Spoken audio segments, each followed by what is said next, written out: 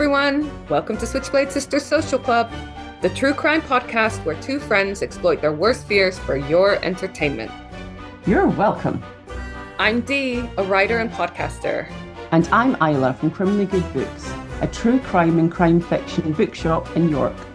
Follow us on all the socials. Except for X, obviously. Or have a look at our website, switchbladesisterssocialclub.com. Check them out for all our latest episodes, events, deals, and other weird stuff.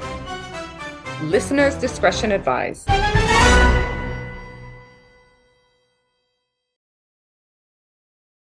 His name is Jack.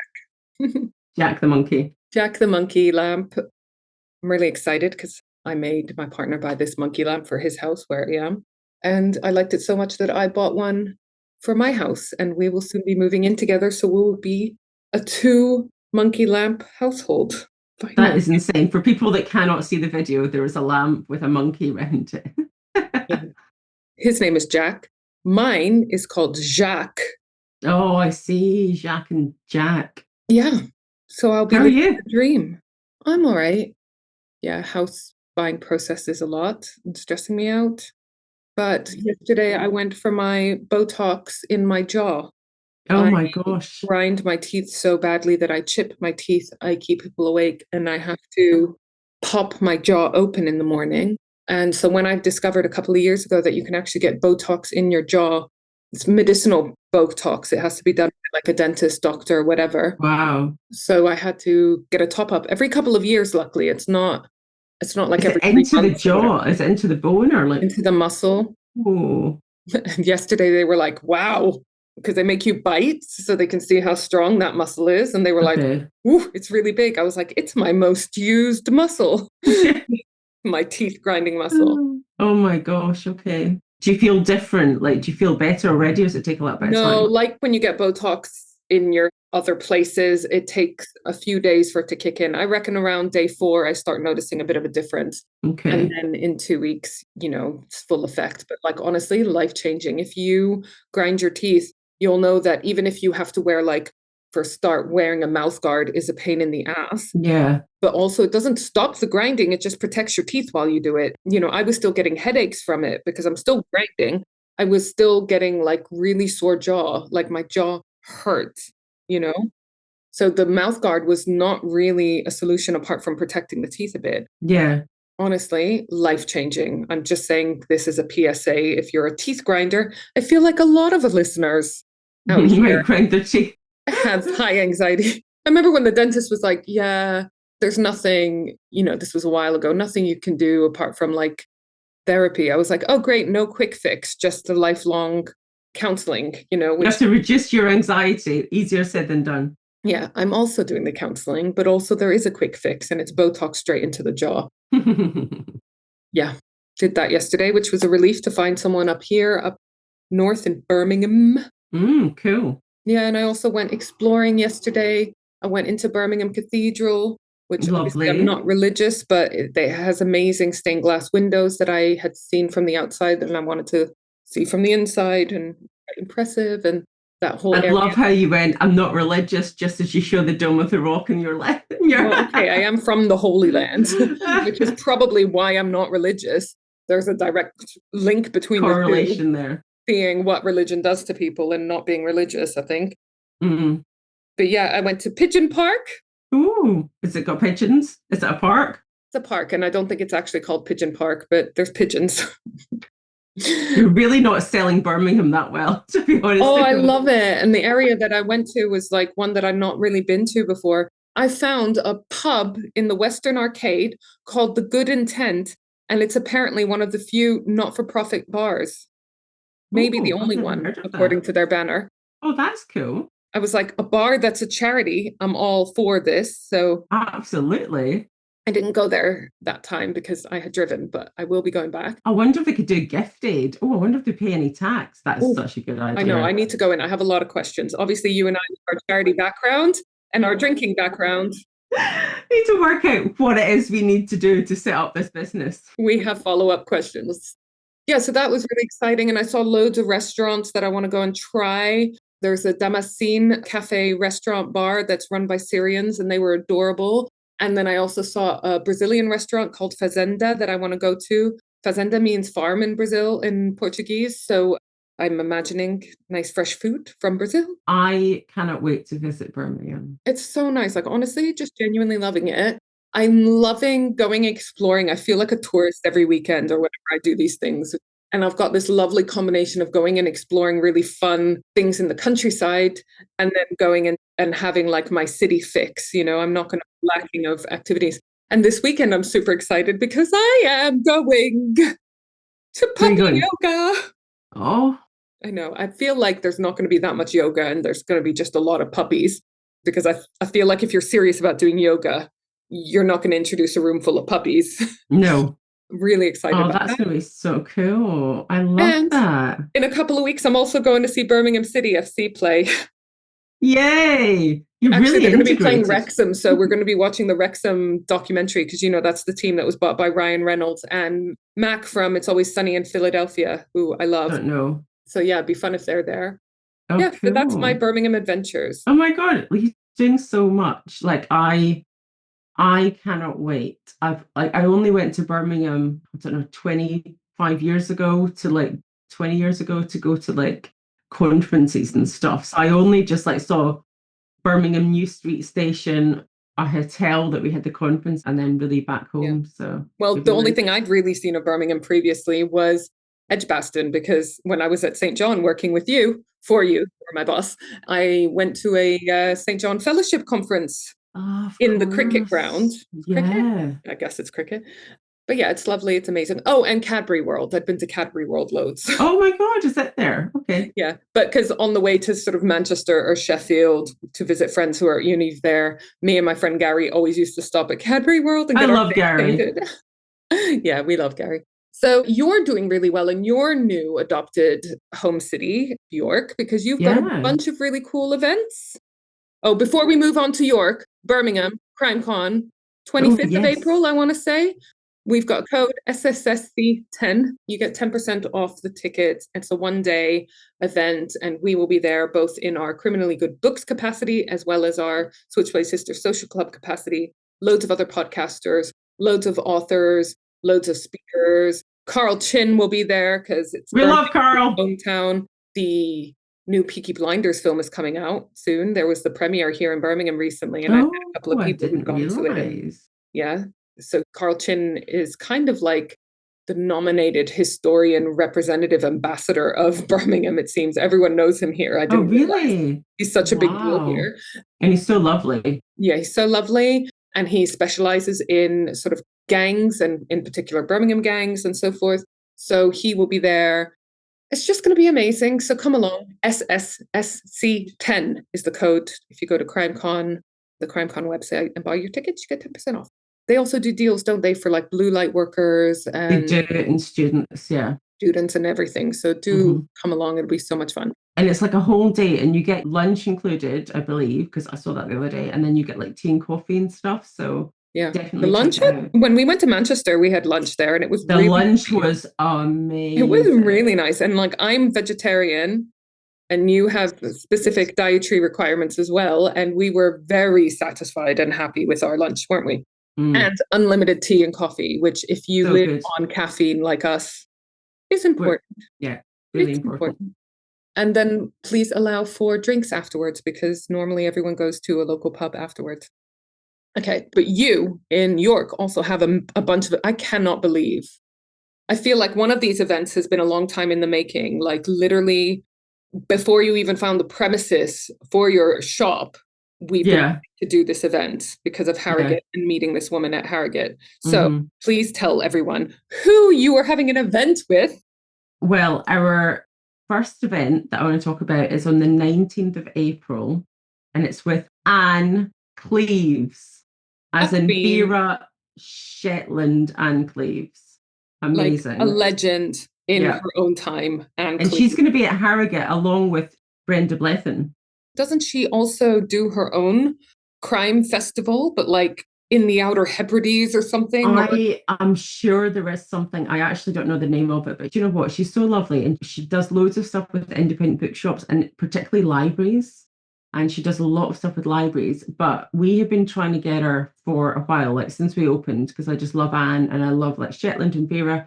The new one is set in Orkney, so the new series is set in Orkney. So she will be interviewed by Helen Pepper, and Helen is the forensic, and she's the forensic consultant for Vera and Shetland, and she will be interviewing Anne and talking about Anne's new paperback, Killing Stones. I mean, I which came hope out she in talks a hardback little bit already. about her career as well, because forensic Oh, consultant sounds fascinating as well, doesn't it? definitely. So they'll be talking about that. It'll be amazing. It's at Merchant Adventurers Hall in York. We've sold over half the tickets, so get yourself along. It's just £15 for a ticket, and that gets you a signed copy of the book as well. So it's like a bargain, and you can bring a friend along with you for £8. So it's a really good price. And then on the 22nd of April, we've got, drum roll, Anthony Horowitz, who wrote Another legend. So he's got like the Alex Rider series, he's got Magpie Murders, he's got like so much stuff. So it's his latest book. Midsummer Murders. Midsummer Murders, yeah. He wrote the first few episodes, and he will be talking about his latest book, and everyone that buys a ticket gets a special limited edition, collector's edition signed copy of the latest book. So your events are amazing. Yeah. So that's going to be at the Citadel in York. It's a big venue. Already we've sold half the tickets. And we do have another event in between, sandwiched in between those two. And it's on the 21st of April. And that event is a really interesting one because it's two authors writing under one name. I'm trying to think of there's like that many authors that have done that. I know that there have been, or there are. I mean, the examples I can think of, it's normally when an author has died while writing the book and someone has come along and finished it.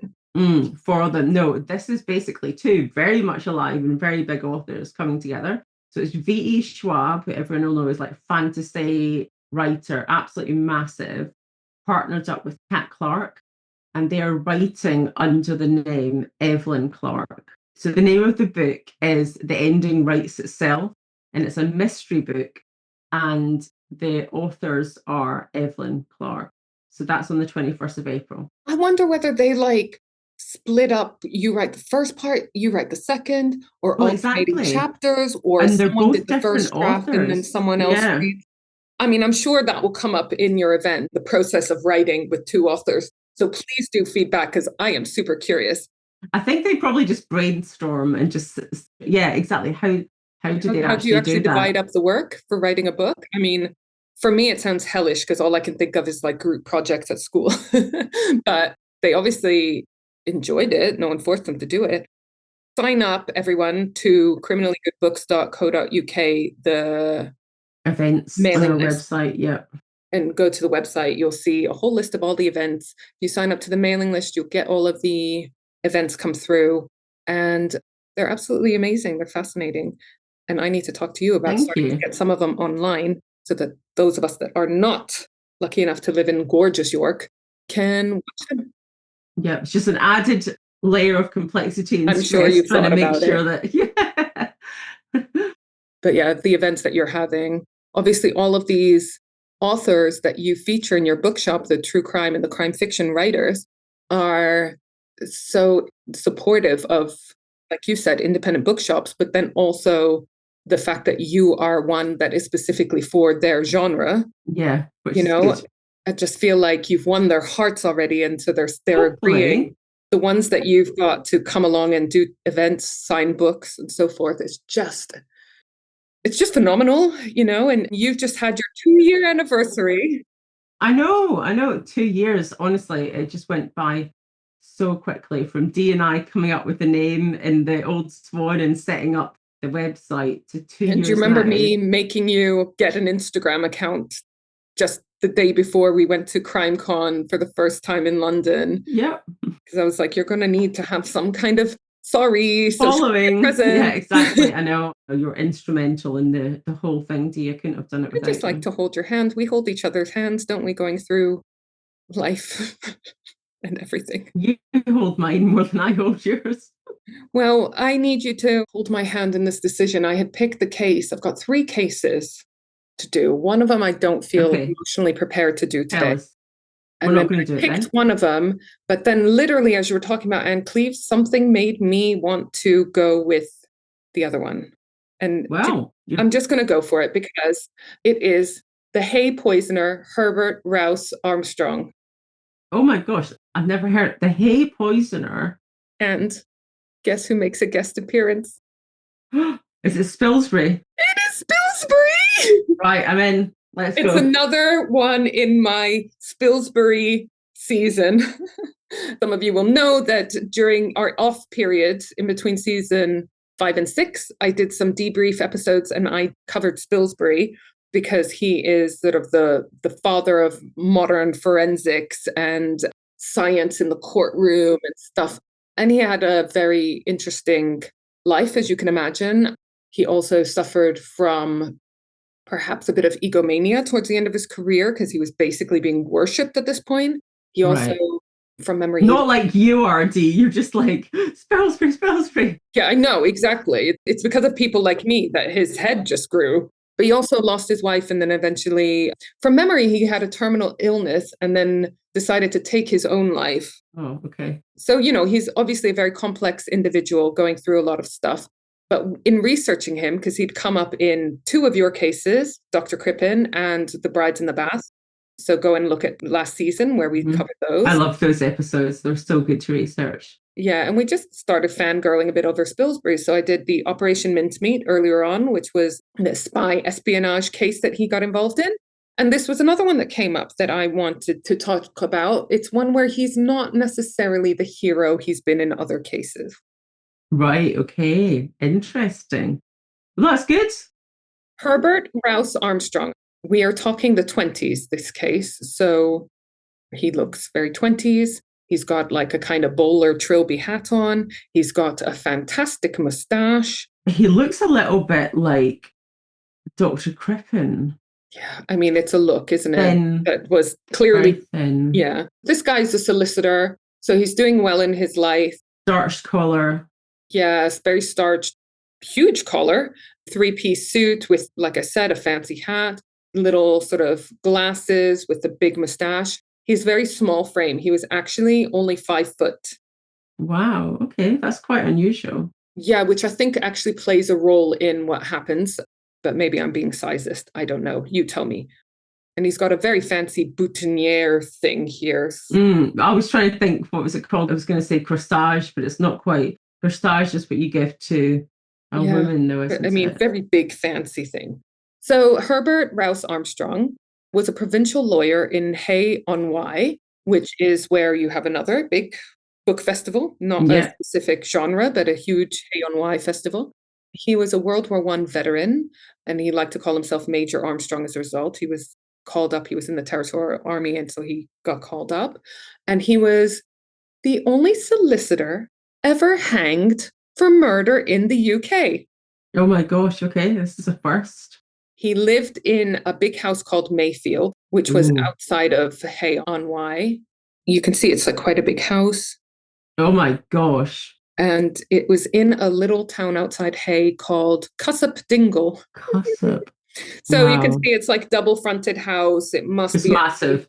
6, 7, 8 bedrooms by the look of it. At least, yeah, it's huge. Yeah, so that's where he was. And he moved to Hay-on-Wye and joined a practice called Cheese and Cheese. But then, very suddenly, the Cheeses, they were husband and wife actually, they died one day apart. And the cheese became Armstrong's practice. Okay. Mm-hmm.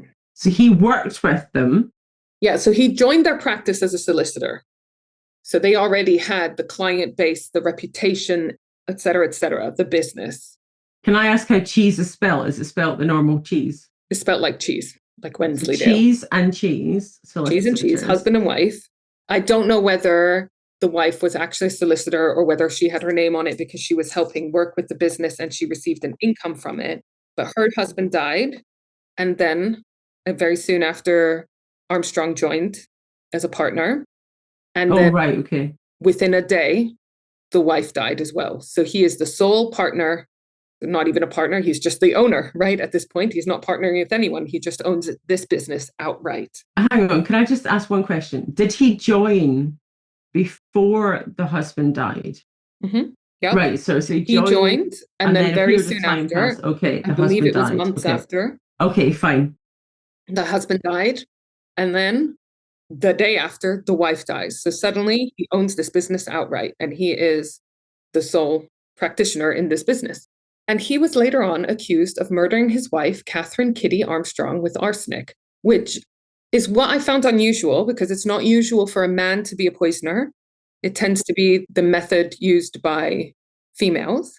And I wonder, this is where my sizeism might come in, if it's because he wasn't a large man, 5 foot, perhaps he decided to choose, like with women, poison because it's a way of killing someone at a distance, not physical fight or interaction, Yeah. And I suppose it depends what his wife was like. Yeah, well, I'll tell you about that. Okay. He was also accused of attempting to murder his professional rival, Solicitor Oswald Martin. There was only one other solicitor's firm in the town of Hay at the time, and Oswald Martin was a solicitor at this other firm. The forensic twist is that the case relied on sort of evidence of arsenic, exhumation, and the courtroom performance of Sir Bernard Spilsbury, who was at that point already Britain's star forensic pathologist. As we said, featured in huge cases at a time where it wasn't common yet to have this science introduced into the courtroom. Spilsbury's testimony, delivered with absolute certainty, because he was accused of being very dogmatic with his beliefs and very opinionated and not very open to hearing other perspectives. And it got more so as he got older. So he gets on the stand and he delivers with absolute certainty his opinion. And it was pivotal in convincing the jury that Catherine had been poisoned. A century later, some legal historians and crime writers have argued that Armstrong may have been wrongly convicted and that Spilsbury's infallible aura helped to shut down any doubt. Okay. I know, it's shock horror. Maybe Spilsbury made a mistake. But like I said, he was known to have got a bit egotistical as the years went on. There was a lot of theatre around his particular reveals. It was almost like an Agatha Christie, like summing up at the end, like very theatrical. Yeah. And of course, he'd gained this reputation. So of course, people are going to have faith and trust in him. So let's go back a bit. Herbert Rowse Armstrong. He was born in Plymouth. And he went to Cambridge, St. Catherine's, to study law. He came from a sort of, let's say, like lower middle class family, but they loved him and valued his education and so forth. So he managed to do very well. And he qualified in 1895. He practiced in Liverpool and Newton Abbot, which I think is in Devon area, before taking on this position at the Cheese and Cheeses in Hay-on-Wye in 1906. In 1907, he marries Catherine Mary Friend, and they have 3 kids. Catherine, also known as Kitty, was known to be domineering, and she would like humiliate him. I read reports that she loved him, but that she was just very difficult and, would fetch him back from nights out with his friends because it was bad night. Gosh. No. He would literally barge into a room with him and his friends and say, "You must come home, it's bath night." Oh no, oh my gosh, what? Which is mortifying. That's weird. Oh. Never mind gender, decade, whatever. That would be quite mortifying. If you're going to come home for your bath. If my partner came to pick me up to take me home for bath time, I think I'd quite like it. I mean, yeah, I was going to say there's like, oh, it's bath time. Okay. But if it's like just because he has to wash, it implies that he needs to be clean rather than you're doing anything naughty. And obviously in this day and age that we're talking about, it was a lot more misogynistic. It would probably have been quite embarrassing for him to have his wife like...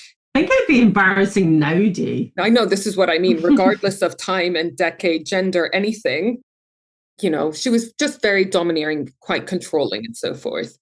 The couple, though, they rose in respectability because he was a solicitor. It's obviously a very good job. He was a clerk to the justices. He was a churchwarden. He was a Freemason. So he's moving in all the right circles. Yeah. He was also, like I said, in the territorial army. So in World War I, he got called up and actually served in France and reached the rank of major in the Royal Engineers. Wow, it's high. His career, impressive. Now, it was rumored that he had a lot of fun away at the war with the ladies. Interesting. Yeah, he was known to have affairs. And he was known also to be somewhat fussy, not very charismatic. And weirdly, a quote from George Orwell, a little man of the professional class. So I don't know whether he's literally talking about his physical stature because he's 5 foot, or whether he just means like not a big character. But basically, because I was like, hang on a minute, George Orwell wrote about him.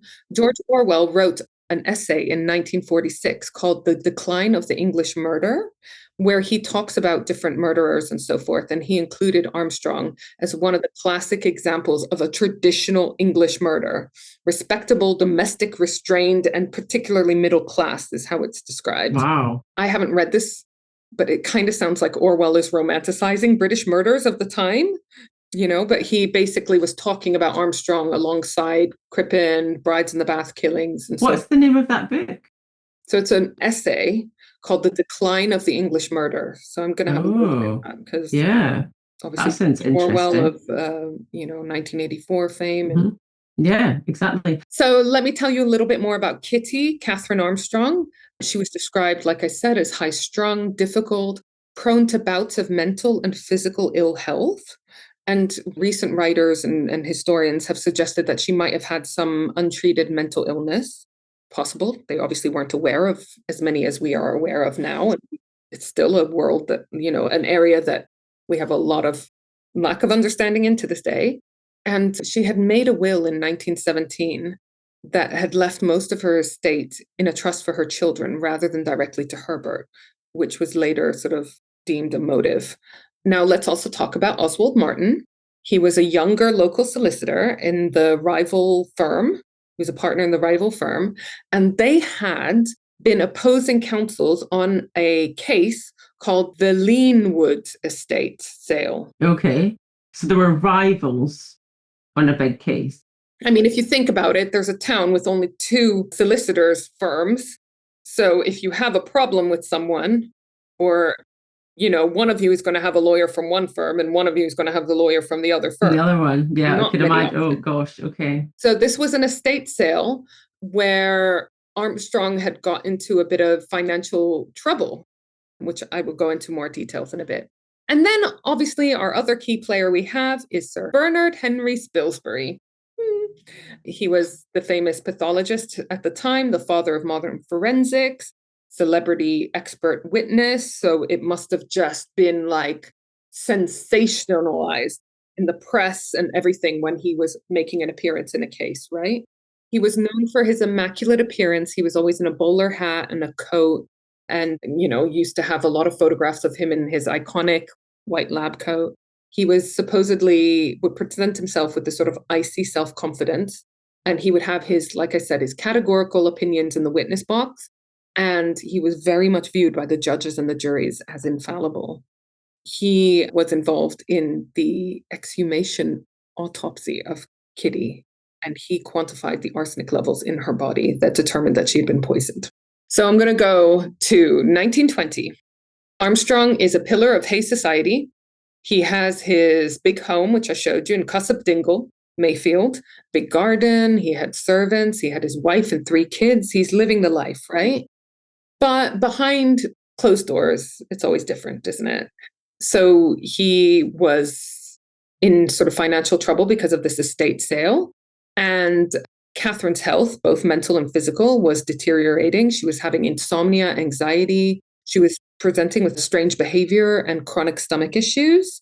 Now, Armstrong regularly bought arsenic-based weed killer, which was supposedly a dandelion eradicator. Now, you saw from the picture of his estate, he did have a big garden.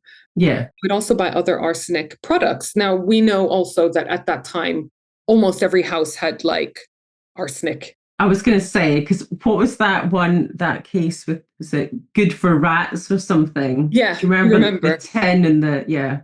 It was just common. It was in a lot of things. I mean, I don't think at this point it was in makeup anymore, but it had been like mercury and arsenic in makeup that we put on our faces and all sorts. So that's not that weird. What's weird is that he bought quite a lot of it in various forms, that he had a very weird way of treating dandelions. He would inject them with a syringe, each one, No, shut very up. fussy. Why? And that even when he was arrested, he was found with like little packets of it in his pockets. And it's like, please explain to me why you need a travel side little sachet of arsenic with you on the go for emergency weed killing, you know? But I can't imagine injecting plants. When I've seen dandelions, they've been in like clusters, and you kind of see like what maybe you do it in like the main flower bit, like the main trunk or whatever you call it. It's just weird. Oh, It anyway, is I mean, I bizarre. don't And know much about clearly, getting rid of weeds, clearly. at his court case, even the judge asked him about it because I was like, maybe that's just how they did it in this time. No, it's not. So this is the thing. Was he just a keen gardener with a massive dandelion problem? Or is he someone building up a stockpile of poison? So, like, how much do you hate dandelions? They're so pretty. But I mean, I know that they are considered a weed, but, you know, it's a lot of arsenic. Love a good murder? Come visit me, Isla, at Crimley Good Books in York, your one-stop shop for crime fiction and true crime reads, as well as gifts and author events. Or browse online at crimleygoodbooks.co.uk. There was also a case locally to them that had just happened. It was ongoing at the time that may have influenced Armstrong. He would have for sure heard about it because it was quite local. It was a massive case, and it was another solicitor as well. So this is the case of Harold Greenwood, a Yorkshire solicitor who moved to Wales. You know, Hay-on-Wye is very close to the English-Welsh border. And he moved there in 1898, where he, his wife Mabel, and their 4 children lived comfortably in Carmarthenshire. They had domestic staff, they had a home, but Mabel was not in good health. On the 16th of June, 1919, she complained of stomach pains after eating a gooseberry pie for lunch. She said, "It always disagrees with me." So Greenwood gave her brandy, which caused her to vomit. And a doctor, Dr. Griffiths, was summoned and dispensed some medicine. But by the early hours of the 17th, Mabel had died, and the cause of death was certified by Dr. Griffiths as heart disease, which I think was just their go-to. I don't know what killed her. I'm going to put heart, you know? Yeah. Within a few months of her funeral, Greenwood married another person who was much younger than Mabel. So obviously that caused loads of gossip. I don't think that this is a sign that you murdered your wife, because I feel like it was at a time, and we probably still in that time, where men found it incredibly difficult, especially if they had kids, to be single, in that they wanted their housewife to manage the house, manage the staff, manage the kids. So I don't think it's that weird that they got married super quick. But the amount of gossip led the police to exhume the body for forensic examination. And when Greenwood was informed of this, he replied, "Just the very thing, I'm quite agreeable," which makes it sound like, "I'm sick of the gossip. Yes, please do exhume my wife, prove me innocent." But when Mabel Greenwood's remains were examined, they were found to contain a ridiculously high level of arsenic, no evidence of heart disease. Funny that they can tell that, and yet they still use it as an excuse, you know? So an inquest was held June 1920. This is the exact time period that I was talking about Armstrong, which the jury returned a unanimous verdict of murder by arsenical poisoning administered by Harold Greenwood. So the jury had been told that Greenwood had been buying a lot of weed killer containing arsenic, and Greenwood's comment on hearing the verdict was, "Oh dear." I mean, is there any chance that she ate loads of gooseberries that had arsenic in it? No. Maybe, but the level of arsenic in her was enough to kill her, you know? So the defense alleged that the whole case against Greenwood just came out of local gossip. The final witness was Irene Greenwood, the accused 22-year-old daughter, who stated that she had also drunk, without ill effect, the wine bottle alleged by the prosecution to have been the source of poison that killed Mabel. But, you know, he could have poisoned something else. So Greenwood he eventually got off and moved away and changed his name to Pilkington. I presume he appealed. So basically, he was allowed to carry on his life with his second wife and with very little repercussions. This was ongoing at the time of Armstrong's wife's death. So from about 1919, Catherine also began to suffer from bouts of vomiting, diarrhea, weakness, mental disturbance, and so forth. She was spending time in different sanatoriums, places like mental asylums. They would send women in particular, also to nursing homes, hospitals, and so forth. She was seen by loads of doctors. No one could pinpoint exactly what was wrong. And lo and behold, she would get better while she was away from the house. And when she moved back, she would instantly get sick again, which is very suspicious. Yes, absolutely. And you would have thought they would have picked up on that, because every time she's away, she gets better and then comes back. The problem was that she would also buy a lot of over-the-counter tonics and medicines and so forth, and a lot of them would also contain small amounts of arsenic, which was a key defense argument later. And also she had these mental disturbances. So another defense argument was, did she poison herself? Oh, God. It's an easy thing to say, isn't it? Just to slow poisoning yourself over time with arsenic doesn't seem like a suicide attempt to me. No. So by early 1921, she's back at Mayfield. She's still frail, and Armstrong is managing her medications and her food.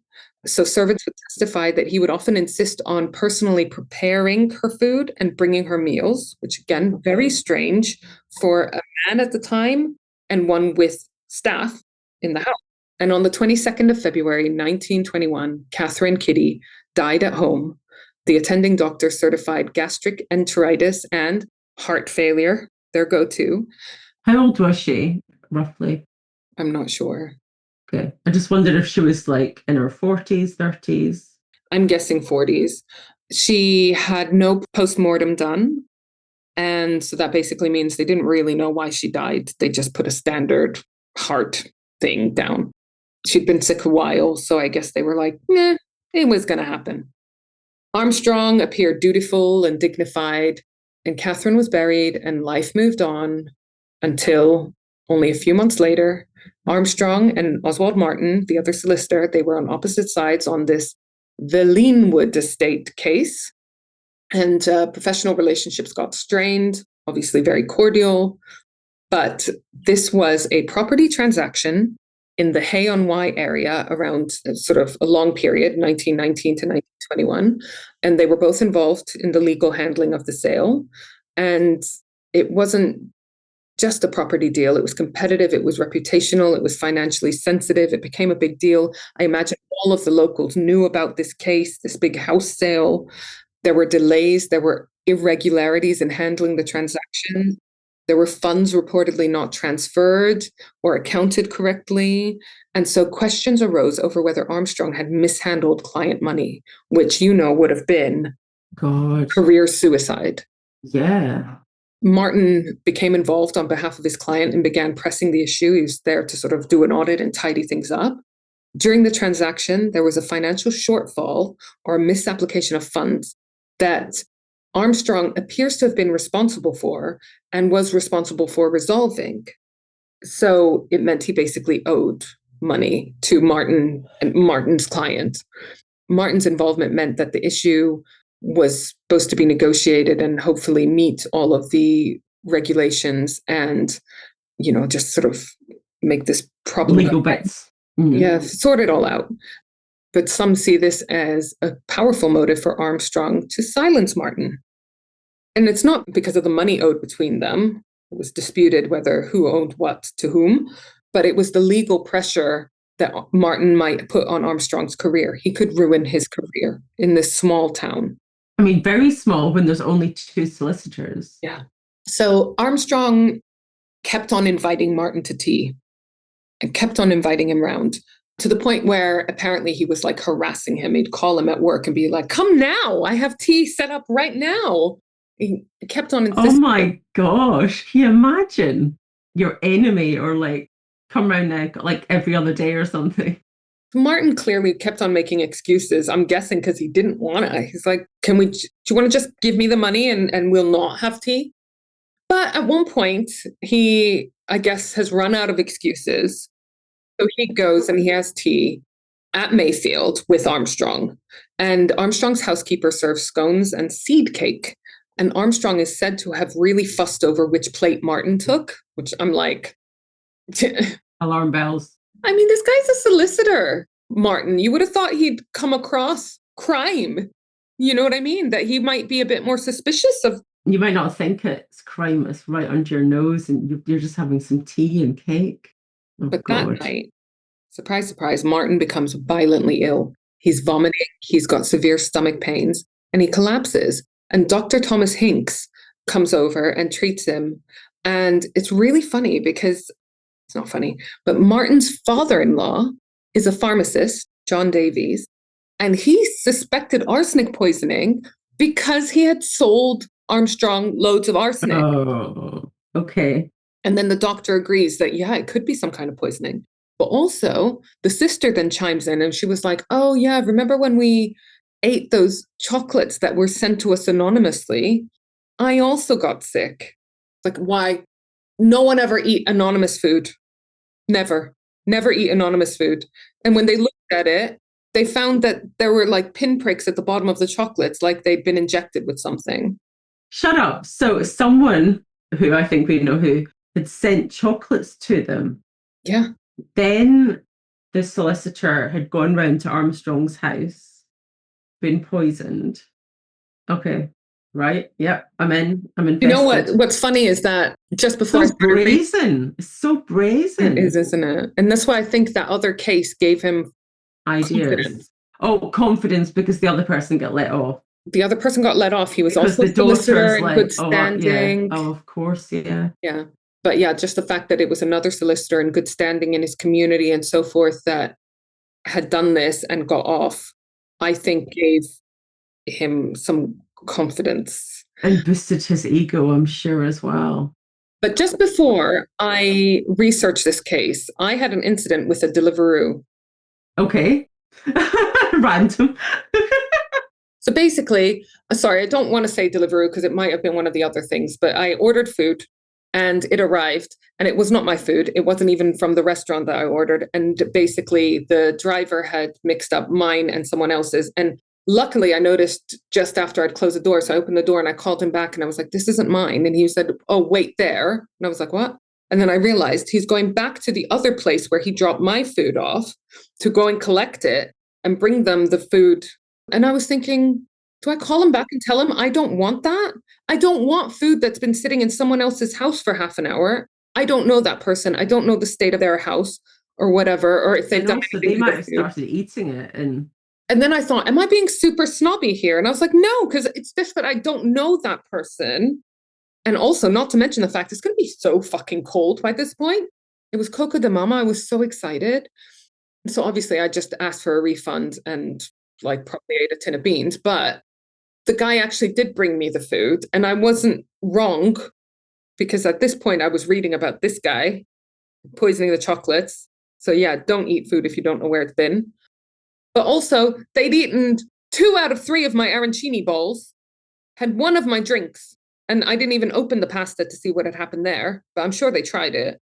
But it's a completely different order. Didn't they realize it wasn't theirs? 100% they did, but I don't think they thought that that driver was ever going to come back and collect it and bring it to me. Yeah. That's bonkers. Yeah. So anyways, don't eat anonymous food. Don't eat food that you don't know where it's been, is what I'm saying. And definitely don't eat food that your rival has sent to you or prepared for you. So they'd kept the box of chocolates. So they did look at it. Like I said, they saw tiny holes in the bottom and lab analysis revealed that there was arsenic present in this chocolate. They examined Martin's urine as well, and it showed traces of arsenic. So he definitely was poisoned with arsenic. Whether it was intentional or not is the question. So Dr. Hinks contacts the Home Office, who brought in Scotland Yard, and they wanted to move very cautiously because they didn't want to tip Armstrong off that they were suspicious of him. But on the 31st of December, 1921, so this is the same year his wife dies and the same year, only like 2 months after Oswald Martin is poisoned, Armstrong is arrested and charged with the attempted murder of Martin. Police found, like I said, a packet of arsenic in his pocket and more at home. And he's obviously protesting his innocence, but it's like dandelions. You know, this little packet of arsenic makes sense when you're like, he wants to be ready to poison his rival at any given moment, right? Of course, yeah. Because he couldn't explain why he had this handy little travel size bag of arsenic that he had made up. You know what I mean? He had separated this Now, arsenic has the smell of almonds, right? cyanide that supposedly to some people smells Oh, like, sorry. yeah. Arsenic is supposed to be like, And what about flavorless. taste? What about taste? Because like he did that seed cake and then the scones and I then think that arsenic is supposed to be the one that's like flavorless. okay. So at this point, the case becomes not just about Oswald Martin, but also about Catherine. The arsenic, the chocolates, the suspicious tea invites led investigators to revisit the earlier death in the house. And that's when Spilsbury is called in. Oh. On Home Office instructions, Catherine's body is exhumed about 10 months after she was buried. The remains are sent to London to be examined by Sir Bernard Spilsbury. The exhumation itself was grim. You know, you can imagine she's partly decomposed, degraded, but this is where Spilsbury excels in working in these difficult situations. Spilsbury conducted a full postmortem, finally, with chemical analysis, and even after 10 months, he and the Home Office chemists found arsenic distributed throughout the body, particularly in the liver and other organs. So he concluded that the amount present implied sustained dosing over time, not just medicinal use or one accidental exposure. That means he dismissed the idea that arsenic could be from embalming, because that hadn't Oh been yeah, of course, yeah. soil contamination, because arsenic is present in the body and in soil and in a lot of other natural situations, naturally, you know. The levels and the distribution of it didn't fit, because remember, she had higher levels in specific organs, and also that it was not suicide. In court, by the way, he was famous for his really short, confident answers, which I admire because I'm the opposite. I waffle. Me too. You know I waffle. It would be a boring podcast if we didn't. So he was asked, was arsenic the cause of death? Yes. Was it administered over a period of time? Yes. Is suicide or accidental ingestion consistent with your findings? No. So just, you can see why at a time, especially when people had a lot more, let's say, respect for authority, rightly or wrongly, it's not the question, but you know, and someone who's from the scientific world, who's presenting himself in this way, who's got the reputation from the past cases, this would be very difficult to argue against, wouldn't it? And it would be very impressive.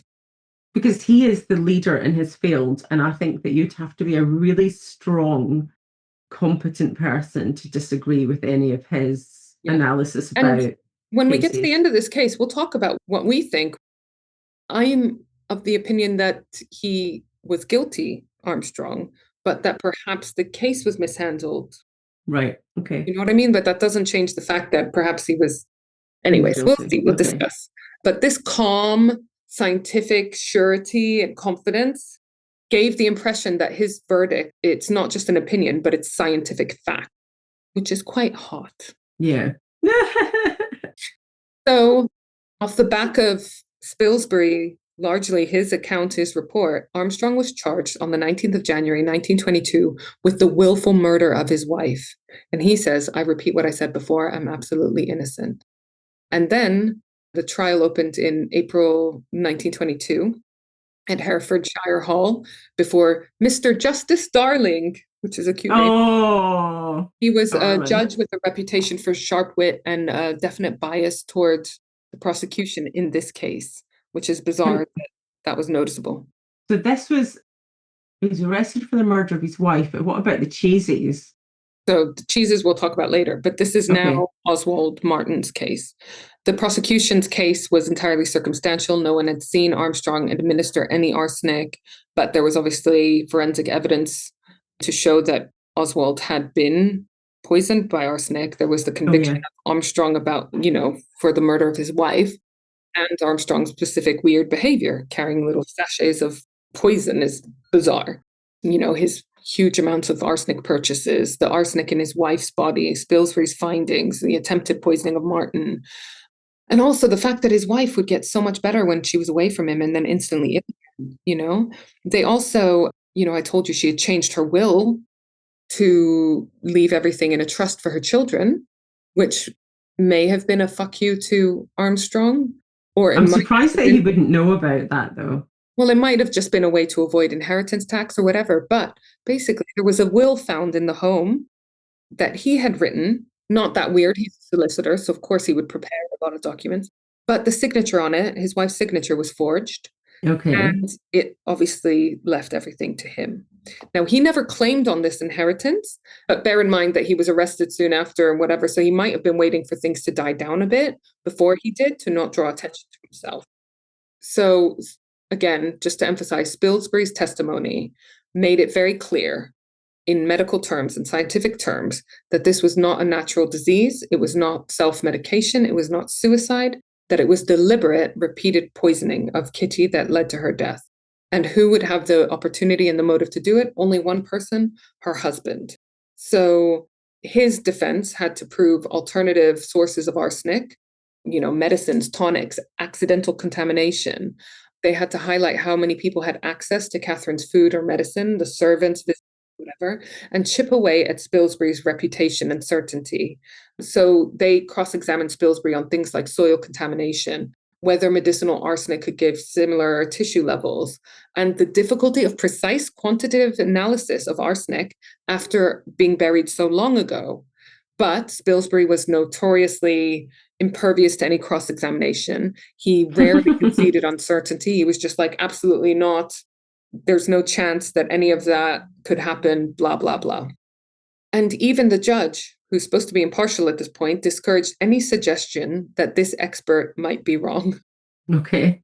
So he even refused defense requests to call additional toxicologists who disagreed with Spilsbury. Oh and my he gosh. often interrupted cross-examination to protect the expert. Oh my gosh. Okay. So basically, even the judge is fangirling over Spilsbury, which is easily done. The judge's summing up was also strongly in support of the prosecution, effectively telling the jury that suicide or an accident was absurd, and the medical evidence pointed one way, that Armstrong had done this, which is just bizarre. I mean, that you would think would be a mistrial. And after only about 5 hours of deliberation, the jury found Armstrong guilty of murder on the 13th of April, 1922. And this is the murder of his wife. Yes, sorry, I think I conflated his arrest with his conviction. Now he's officially convicted of the murder of his wife. And Justice Darling donned the black cap and sentenced him to death. So I had to Google that. I was like, what? Apparently, the judges did. They put on a black hat when they were sentencing someone to death. Yeah. So Armstrong appealed. The Court of Criminal Appeal dismissed it on the 16th of May, 1922, again giving weight to the expert medical testimony of Spilsbury. And on the 31st of May, 1922, Armstrong was hanged by executioner John Ellis of Gloucester Prison. That's same John Ellis that was in my one. He was the executioner that killed himself, I'm sure, didn't he? Yeah, I think so, because basically there wasn't executions very regularly at this point, and very soon after they're phasing out executions altogether. So, there wasn't that many executioners. Armstrong maintained his innocence to the end, and one report gives his last words as, "I'm innocent of the crime of which I've been condemned to die." Spilsbury, meanwhile, moved on to other famous cases, and his reputation was enhanced. And Armstrong became a sort of another notch on his belt of solved poisonings. The Armstrong case obviously fascinated the public. Was he responsible for the murder of his wife? Did he kill the cheeses? Was another theory that came up, because that was very poisoning of the other solicitor. So, like I said, I have a debate in my mind about whether the case was obviously not handled well, the judge being so biased and not getting counter experts. As much as I love Spilsbury, he shouldn't be the judge and executioner of any case. But I kind of also feel like the end result was correct. It does sound like this guy was a poisoner. But in the 1990s, solicitor Martin Beales, who actually worked in Armstrong's old office and later also owned Mayfield, Armstrong's house, wrote a book called The Hay Poisoner. 1890s or 1990s? Sorry, 1990s. Oh, yeah, no, you said 1990s. Oh, right, okay. So this guy, 70-ish years later, is working in the same office in Hay and owning his house as well. The same house, okay. Yes, very weird. He argued that Armstrong may have been wrongly convicted. Beales and others, they basically said that there was a poor, biased investigation. There would have been potential alternative explanations to Catherine's arsenic, self-medication, accidental overdosing, and even suicide, which they did say wasn't the case, but it was Spilsbury who said this without much, supporting evidence, let's say. There was a weak motive, supposedly, no clear financial gain. The marriage may have been unhappy, but not like desperately so and not uniquely so. And there was flaws and possible overstatement in some of the forensic evidence. Beale even met Armstrong's daughter. His daughter, Margaret, was really young when it all happened. The story is awful. Oh, wherever she ended up, because obviously she lost both parents very quickly within a year. She was obviously shielded from her family history. So she didn't know about her dad potentially, allegedly killing her mom. Okay. She only found out about it when she went to London and she went to Madame Tussauds and saw waxwork of her father. So what does she think happened to him? I don't know whether she was just told they both died. Oh my God. Okay. I mean, can you imagine a worse way of finding out? No, that's awful. Oh my God, that's traumatic. I know. As we know, also, modern historians and forensic scholars have become more critical of Spilsbury. He had this aura of infallibility, which judges and juries were reluctant to question him, because he was so confident and he was a man of science and so forth. And he wasn't able to allow any kind of wiggle room, whether he might be wrong or a bit too forceful with his opinion. And that rigid certainty sometimes led to convictions on thinner evidence that we might have expected or accepted today. And this Armstrong case is repeatedly cited as an example. So whether you think that Armstrong is guilty or not, I think we can all agree that it was flawed, the investigation, the court case, and so forth. Yeah. So that's The Hay Poisoner. Got 2 books, not 1, but 2, available at critically good books. Critically good books. Critically good books. We need to have a system where I can secretly order my books from you. We need to discuss this. I know. Well, I will tell you the secret way. Don't worry. Okay, cool. So, like I said, Martin Beales wrote this book, The Hay Poisoner, The Trial of Major Herbert Rowse Armstrong. We also have Stephen Bates, The Poisonous Solicitor, The True Story of a 1920s Murder Mystery. I also read, obviously, a lot of websites, Gutenberg, Australia, Project Gutenberg website, the stuff from different gazettes, the Ross Gazette, La Society Gazette, Leamington History Group had a lovely article about Spilsbury, different blogs like the Aquila blog. And there was an episode of Murder Maps, season 5, episode 5, Herbert Armstrong, The Hay Poisoner. And then I listened to a really fun podcast called Poisoner's Cabinet, which I'm definitely going to listen to more of theirs. Yeah. I can't remember their names, but it's a guy and a lady, and they covered it lovely. Yeah. And then there's the She Done It podcast, The Hay Poisoner, yes, which was very good. I wonder, I'm just going to grab a book, also available at Criminally Good Books, Scotland Yard, A Bloody History. I wonder if he's in here. Sorry, I'm just looking. They were involved. So, can I ask, what happened? What's his name? Herbert Rowse Armstrong. Yeah, okay. I just wondered what happened with the cheesies. Did that go anywhere? Or it didn't go anywhere, but I think probably, if I had to guess, it would be because he was already convicted and sentenced to death. So to what end? And also it was a much older crime that perhaps they thought it would be very difficult to find evidence. And again, to what end? Because he's already, convicted. Yeah. I mean, because it would have involved a double exhumation and all sorts. But yeah, there's obviously a lot of suspicion around it.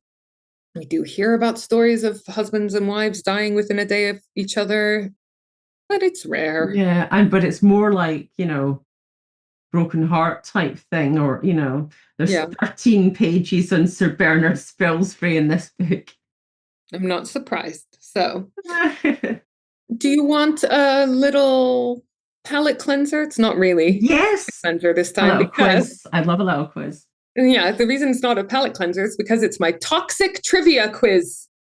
Oh, yes, please. Oh, speaking of poisons, There's a new bookshop opened up in York, and it's a poetry one. It's called the Poetry Pharmacy, and they give little vials of like poems and little things and stuff. But they've got a little poison cabinet bit at the back that's really cute. I went to see it the other day, and it's like really lovely. Anyway, just letting you know, a little York shout is out to so them. cute. They seem really lovely. Well, so it's my toxic trivia quiz, but also sprinkled in with some wrongful convictions quizzes. So, question 1. Napoleon Bonaparte's hair samples later showed high levels of A, lead, B, mercury, C, arsenic, or D, cyanide. I think the answer. What was the first one? Lead, mercury, arsenic, cyanide. Mercury. It was arsenic. Oh, So obviously the implication here is, was Napoleon poisoned? okay. You know, all 4 of these ingredients were used in not harmless because they're poisons, but you know what I mean? We still have a problem with lead paints being in old houses. And like I said, mercury was in makeup and arsenic was in weed killer and cyanide is one. So who knows? But it'd be, I wonder if we'll ever know if Napoleon was poisoned. That could be another episode. Yeah. Number 2, tetrodotoxin, which is found in pufferfish, fugu. Remember that episode of The Simpsons? Yes. Yeah. Is unusual because A, it only works at night. B, it causes instant combustion. C, it can paralyze a person while leaving them fully conscious. Or D, it smells like almonds. C. Yeah. It can paralyze a person while leaving them fully conscious, which is like my idea of hell. Terrifying. Yeah. It blocks sodium channels in nerves, causing paralysis, sometimes while the victim remains completely conscious. In extreme cases, it can create the appearance of death, which is partly why it features in various zombie poison myths. Oh, gosh. No, it's horrible. 3, dimethylmercury is considered one of the most dangerous poisons in laboratory history because A, it explodes when exposed to air. B, it turns solid at room temperature. C, it can penetrate standard laboratory gloves. Or D, it glows in the dark. A.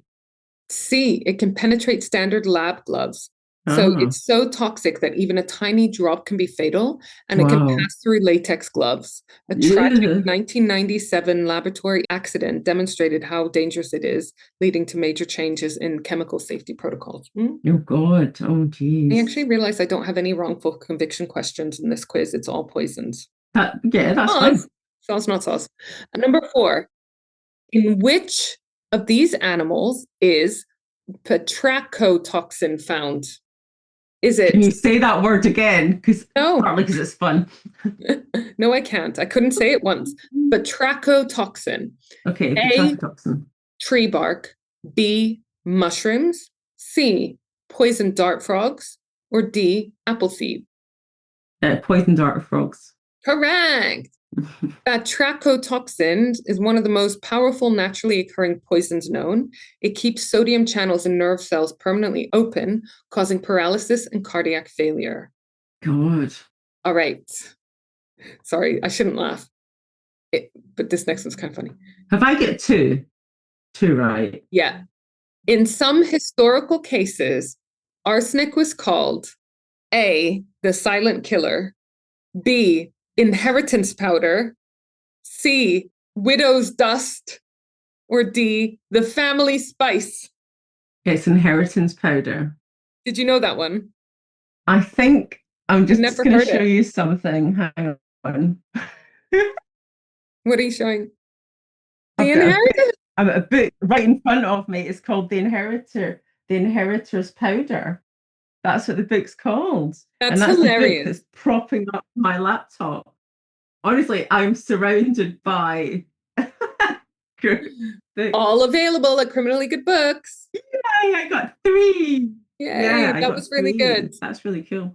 Yeah, that's my poison story. Oh, I loved it. Well, I loved it. I do like a poisoning one because it just shows how, like, honestly, how silly and stupid people can be when they poison. And, just think of all the people that have been poisoned. Well, the perpetrators haven't been convicted. And there's probably like thousands of deaths in the UK that, are poisoners that we don't know about. I just think but just the fact that it still goes on, I'm sure. I mean, it obviously... Although we've got a bit better at working out what things are. Well, yeah, it's probably a bit harder nowadays. Look at the mushroom lady in Australia.